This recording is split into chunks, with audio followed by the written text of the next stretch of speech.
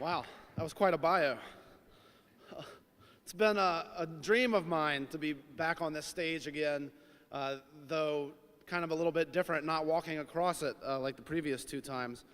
I have the distinct pleasure of being able to eat and drink for a living in Louisiana and celebrate the greatest culinary culture in America. Yeah, I love it. But contrary to what some people might think, they don't offer a degree in eating and drinking at LSU, so I've had to find my own way. I came to LSU as a bright-eyed kid in the fall of 1999. At my first tailgate party, my cousin Travis handed me our grandfather's old barbecue utensils and said, "Here, freshman, you're in charge of the grill now." And I've been a tiger ever since. I essentially majored in tailgating at LSU. So my degree was actually in economics and political science with a minor in business administration, but really what I did best was throw tailgate parties. I recruited my fellow LSU ambassadors, student government leaders, and anybody on campus that I could to join my parties. And they were epic. We built a flagpole on the back of my truck that could extend to 80 feet tall, higher than the roof of the natatorium where we tailgated. I learned how to cook on barbecue pits made out of kegs and with big cast iron cauldrons of gumbo. After 5 years in undergrad, including getting an extra football season in 2003, which was a good idea because we won a national championship, it was a smart move, I still didn't want to leave. So the problem was I graduated, and I had no idea what I wanted to do with the rest of my life. Like some of you, I imagine you're sitting there and you're not sure what's next. So first I decided that I would try to figure out, not really on purpose, what I didn't want to do. I thought maybe I was meant for a life in academia. I loved being on campus. Maybe I'd get a PhD and be a professor and join the ranks of all the great people here behind me on stage and in the front of the audience. So I decided on political science as a field of study and came back to LSU. After 2 years of some studying and a lot more tailgating, I had earned my master's degree, but what I really learned is that I no longer wanted anything to do with politics for the rest of my life. So with a second piece of paper handed to me on this stage, I went back to the drawing board. I fell backwards into a job teaching high school math and coaching baseball at an inner city school here in Baton Rouge. I learned a lot about life, a lot about myself, and about the value of education, but I knew I still hadn't found my calling. After 2 years in the classroom, not being fulfilled, I decided to keep looking. I landed a job working for the state of Louisiana, doing policy research and grant writing in health information technology, and I was bored out of my mind. And that is when I returned to food, my passion. To cure my boredom, I started writing a blog about everything I ate and drank called Bite and Booze.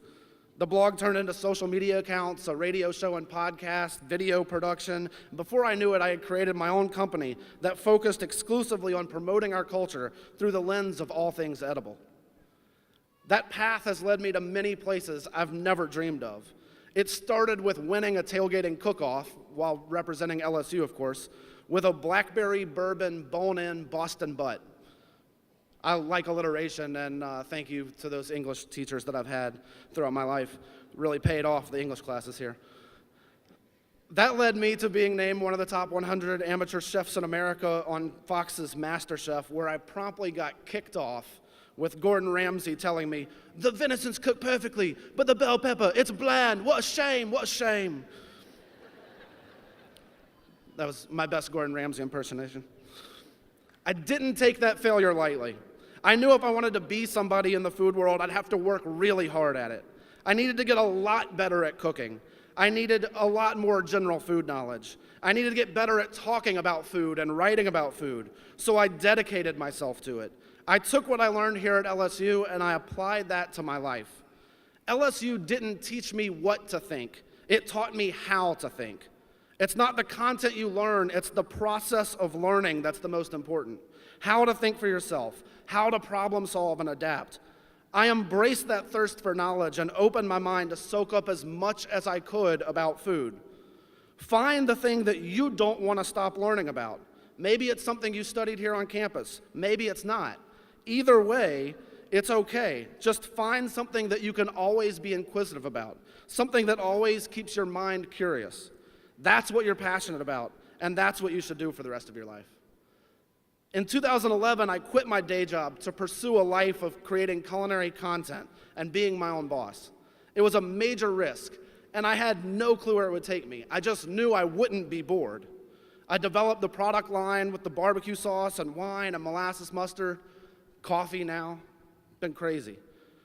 I didn't know what I was doing, though. I didn't have an expert team of advisors. I just did it because I knew I could learn how to do it. It didn't matter if I did everything completely right. It mattered if I critically thought through it, if I listened, and if I processed that information. When you make a mistake, it's okay. Mistakes are inevitable. Learn from them.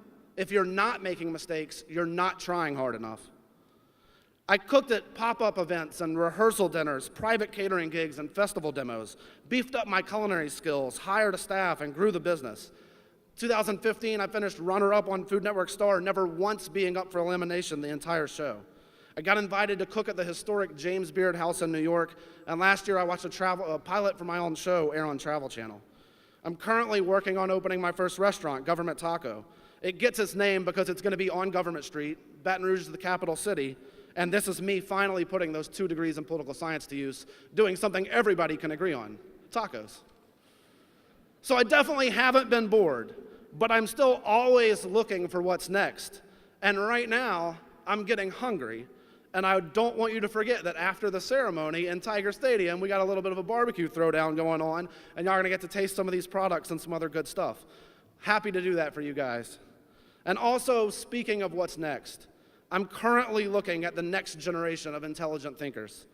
Education is one thing that people cannot take away from you, so use it. And now, people can't take away being a tiger from you either. Chase your dreams, pursue your passions, and find your tailgate party. Appreciate you, congrats, and go Tigers. Forever LSU.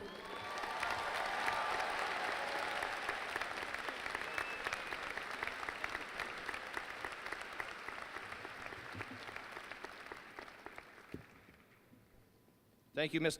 Ducote, and I want to just tell you that you just made everybody very hungry. So we're honored that you could have joined us today, and thank you for sharing your wisdom and accomplishments with our graduating class.